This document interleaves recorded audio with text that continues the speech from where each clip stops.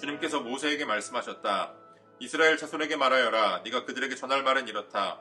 어떤 남편이든지 아내가 잘못을 저질러 남편을 배반하여 남편 몰래 다른 남자와 동침하였는데 아내가 그 사실을 숨기고 있고 그 여인이 강요받음 없이 스스로 몸을 더럽혔는데도 증인마저 없고 현장에서 붙들리지도 않았을 경우에 남편이 자기 아내가 몸을 더럽혔으므로 화가 나서 아내를 의심하게 되거나 또는 아내가 전혀 몸을 더럽히지 않았는데도 다만 남편이 의처증에 걸려 아내에게 미운 감정이 생기면 그 남편은 아내를 제사장에게 데리고 가서 아내 몫으로 보리가루 10분의 1 레바를 제물로 바쳐야 한다.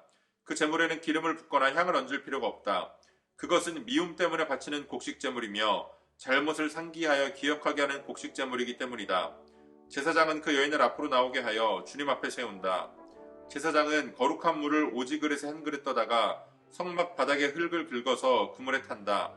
제사장은 그 여인을 주 앞에 서게 한 다음 그 여인의 머리채를 풀게 하고 기억하게 하는 곡식제물 곧 미움 때문에 바치는 곡식제물을 그 여인에게 주어서 들고 있게 하고 제사장 자신은 쓴 물 곧 저주를 내리는 물을 자기 손에 들고서 그 여인에게 다음과 같이 말하면서 맹세를 시킨다.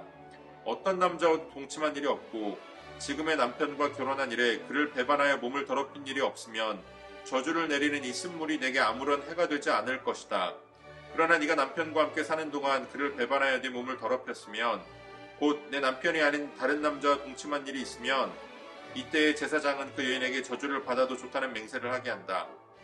주님께서는 내 허벅지를 마르게 하고 내 배가 부어오르게 하는 저주를 내려 내 결의 가운데서 너를 본보기로 삼으실 것이다.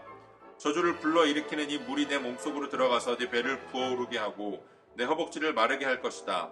이렇게 제사장이 맹세를 시키면 그 여인은 아멘 아멘 하고 응답하여야 한다. 그러면 제사장은 그 위에서 한 저주의 말을 글로 써서 그 쓴 물에 담가 씻는다. 이 쓴 물은 저주를 불러일으키는 물로서 제사장이 그 여인에게 마시게 하는 물이다. 저주를 불러일으키는 그 물이 그 여인의 몸속으로 들어가면 그 여인은 쓰라린 고통을 겪게 된다. 제사장은 그 여인의 손에서 미움 때문에 바치는 그 곡식제물을 받아서 주 앞에서 흔들고 제단으로 가져간다.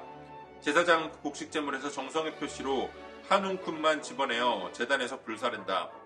이 일이 끝나면 마지막으로 제사장은 그 준비된 물을 여인에게 주어 마시게 한다.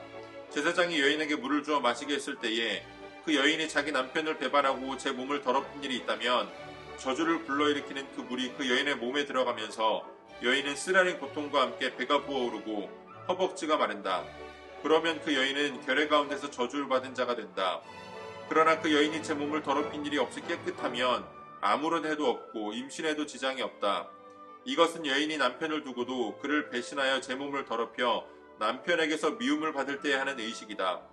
때로는 남편이 공연히 의처증이 생겨 자기 아내를 미워하는 경우에도 여인은 주님 앞에 서야 하고 제사장은 이 의식을 그 여인에게 행하여야 한다. 남편이 아내에게 이렇게 하여도 남편에게는 잘못이 없다. 그러나 아내에게 죄가 있으면 아내는 그 책임을 져야 한다. 아멘. 1월 9일 월요일 오늘의 매일 성경 본문 말씀은 민수기 5장 11절로 31절까지의 말씀입니다. 아내가 부정을 저질렀을 때의 그 규정을 말씀하고 있는데요. 실제로 그 아내가 부정을 저질렀든지 아니면 그저 남편이 의처증에 걸려서 아내를 의심하는 것이든지 그 미움 감정에 대한 제사를 드려야 한다. 그 드려야 하는 규례가 있다라고 말씀합니다. 만일 그 아내가 부정을 저질러서 다른 남자와 몸을 섞는 그러한 일을 행했을 때에 현장에서 잡지 못해서 증거가 없거나 혹은 의처증이 생겨서 아무런 잘못이 없는 아내를 의심하는 경우가 생겼을 때에 그때 아내의 부정을 밝히는 그 규례에 대해서 말씀하고 있습니다. 아내에 대한 미움의 감정 때문에 그리고 아내의 잘못을 기억하고 상기하기 위한 제물이기 때문에 그 제물에는 기름을 붓거나 향을 더하지 않습니다. 그리고 제사장은 저주를 내리는 쓴 물을 만들어서 그것을 아내에게 마시게 합니다. 만약 아내에게 잘못이 있다면 아내가 정말로 부정을 저지른 것이라면 그 쓴 물로 인해서 아내가 저주를 받게 됩니다. 그러나 아내에게 아무런 죄가 없다면 그저 남편의 의심 때문에 이런 일이 벌어진 것이라면 아내가 그 물을 마셔도 무탈할 것이다 라고 말씀합니다. 요즘과 같이 남녀 평등이 당연한 이치로 받아들여지는 시대에 이 말씀을 보게 되면 이거 무언가 불공평한 것 같습니다. 아내가 부정을 저질렀을 때의 말씀이 있다면 남편이 부정을 저질렀을 때의 말씀도 똑같이 있어야 하는데 왜 하나님께서는 아내가 부정을 저질렀을 때의 말씀만 주셨을까요? 그것은 아마도 그 당시에 팽배했던 남존 여비 사상 때문이었을 겁니다. 고대 시대에는 여성을 단지 남자의 재산의 일부로 보는 경향이 강했습니다. 그만큼 힘이 강한 남자는 우월하고 힘이 약한 여자는 열등하다는 그러한 사상이 퍼져 있던 것이 바로 고대 시대의 모습입니다. 그렇게 많은 경우에 남편이 아내를 의심하기 시작하면 자기 마음대로 그 아내에게 해를 가할 수 있는 그러한 시대였습니다. 그래서 하나님은 이러한 규례를 통하여서 쓸데없는 의심으로 아내가 해를 당하지 않도록 오히려 하나님은 여성들을 보호하기 위해서 이런 규례를 주셨다라고 우리가 이해할 수 있습니다. 중요한 것은 아내와 남편의 문제이지만 이것을 해결하기 위해서 하나님 앞에 나와야 한다는 것입니다. 이것이 하나님의 백성의 모습입니다. 가정에서의 삶도 하나님 앞에 있는 것과 같이 코람되어 삶을 사는 것이 하나님 나라의 백성들이기에 가정에서의 문제도 하나님 앞에 가서 해결을 해야 했습니다. 사람은 속일 수 있지만 하나님은 속일 수 없습니다. 그래서 하나님은 너희들의 감정대로 하지 말고 너희의 문제를 가지고 나에게 나와라, 내가 판단해 주겠다라고 말씀하십니다. 남편과 아내의 관계는 가장 은밀하고 개인적인 관계입니다. 그러나 그러한 관계의 문제조차 하나님 앞에서 해결해야 한다라고 하는 오늘의 말씀은 오늘 우리들의 삶에 하나님의 주권이 미치지 않는 영역이 없다라는 것을 우리에게 말씀해주고 있습니다.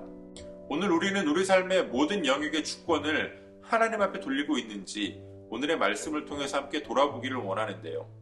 특별히 인간관계에 문제가 생겼을 때에 우리는 감정적인 선택을 하기가 쉽습니다. 그러나 오늘 말씀 주신 것처럼 먼저 하나님 앞에 나아가고 하나님께 판단을 맡기고 하나님의 결정을 의지하는, 하나님의 결정을 신뢰할 수 있는 저와 여러분들이 되어주시기를 소원합니다. 오늘도 우리에게 주신 본문의 말씀을 몇 차례 더 읽으시면서 여러분들에게 개별적으로 깨닫게 하시는 하나님의 말씀을 묵상하시고 각자의 기도로 오늘의 묵상을 마치겠습니다.